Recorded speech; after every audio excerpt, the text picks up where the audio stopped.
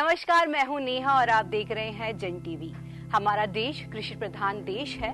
भारत की जनसंख्या का एक बड़ा हिस्सा कृषि के कार्य पर निर्भर करता है। किसान दिन रात खेत में मेहनत करके अनाज पैदा करते हैं, तभी वह हमारी थालियों तक पहुंच पाता है। ऐसे में हम सभी को किसानों का सम्मान करना बेहद जरूरी है।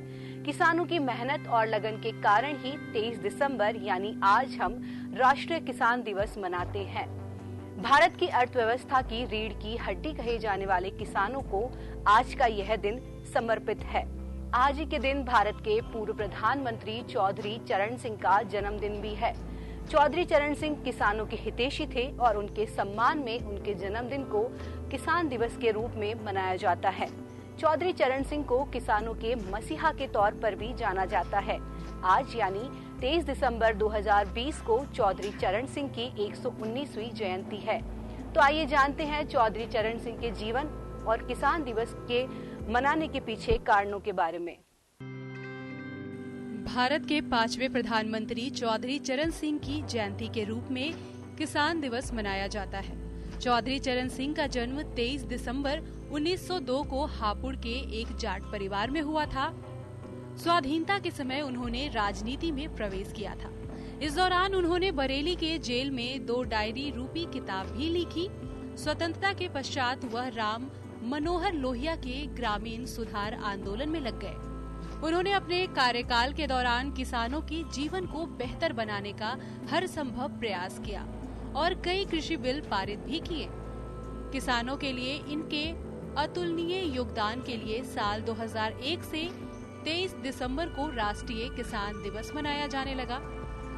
किसानों को भारत के आर्थिक विकास की रीढ़ की हड्डी माना जाता था और देश में किसानों के महत्व और देश के आर्थिक और सामाजिक विकास के बारे में लोगों में जागरूकता को बढ़ावा देने के लिए हर साल किसान दिवस मनाया जा रहा है। चौधरी चरण सिंह का जन्म एक किसान परिवार में हुआ था, जिसकी वजह से किसानों की समस्याओं को लेकर पूरी तरह अवगत थे। इसी कारण से उन्होंने किसानों के समर्थन देने की पूरी कोशिश की। उन्होंने 28 जुलाई 1969 से 14 जनवरी 1980 तक भारत के प्रधानमंत्री के रूप में कार्य किया। जब 1969 का बजट तैयार किया गया था, उस समय यह बजट किसानों की मांगों को पूरा करने के लिए डिजाइन किया गया था।